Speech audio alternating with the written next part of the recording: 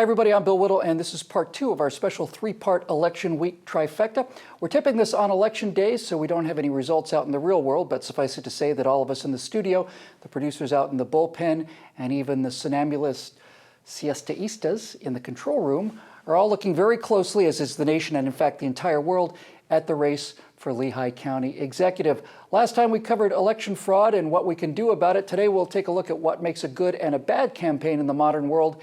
And in the next section, we'll have a members-only look at how the 2014 midterms are shaping up in the face of government shutdowns and the Obamacare rollout. So joining me now are two masters of media mendacity and manipulation, vodka pundit Steve Green, of course, and sitting in for the campaigning Mr. Smith Goes to Allentown Lehigh County candidate, our own Scott Ott, is radio talk show host and next generation pinup girl Tammy Bruce, ladies and gentlemen. Tammy Bruce. Hi there. Thanks for having me. Well, my friends, our friend Scott Ott, the most honest and caring man I know, and a breath of fresh air in politics, no matter what the level, has been portrayed by his opponent as a dangerous reactionary. And in a campaign leaflet, that same honor-free scoundrel said that Scott's qualifications were that he was simply a bus driver. There it is right there, unlike Tom Mueller. Tammy, if a professional politician handed me a pamphlet saying his opponent was a bus driver, I would say, spell his name right so I can be sure that I'm voting for the right guy when I get in the booth. The conventional wisdom, Tammy, is that negative campaigns work. Do you think that's true all the time, some of the time? Not so much anymore?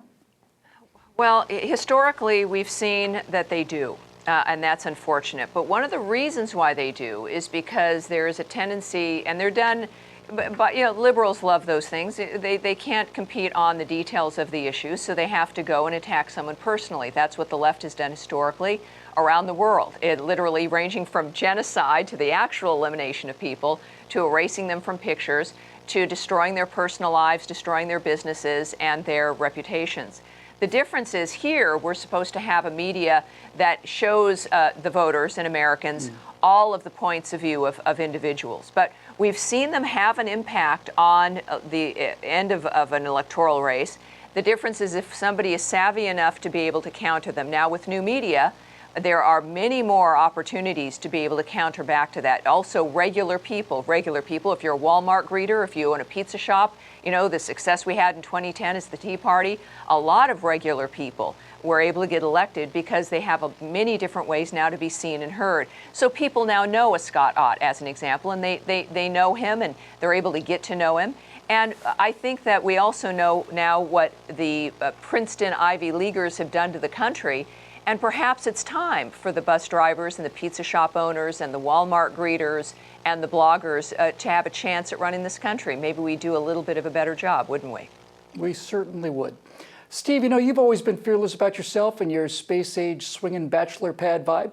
So if you were running today in this climate, what would you do? What do you think sells out there in year 5 of the age of enlightened entitlement?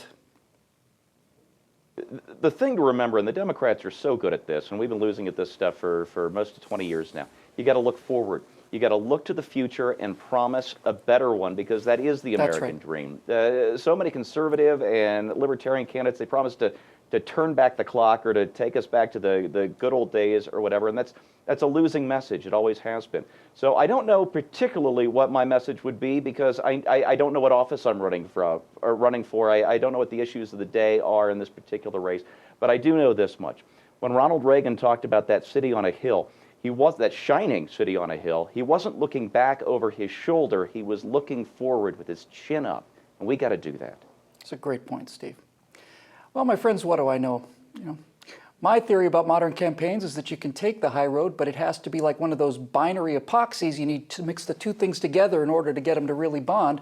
First of all, I do think you can win without going negative, but the example of Mitt Romney, who, whatever his political and philosophical shortcomings as a conservative, was nevertheless perhaps the most personally decent and clean candidate since George Washington. Well, that Romney 2012 lesson is pretty simple. If people are hitting you, you have to hit back. If you're being attacked, you have to defend your honor and not just deny attacks, you have to dismantle them. So that's one part of this binary equation.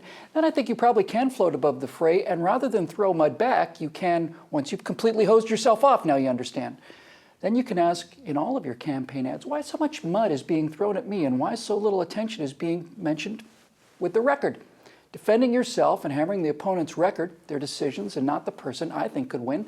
But that also doesn't mean an antiseptic or even a courtly campaign. Barack Obama's policies have driven Black America into record unemployment. He gives your money to billionaires in exchange for political favors.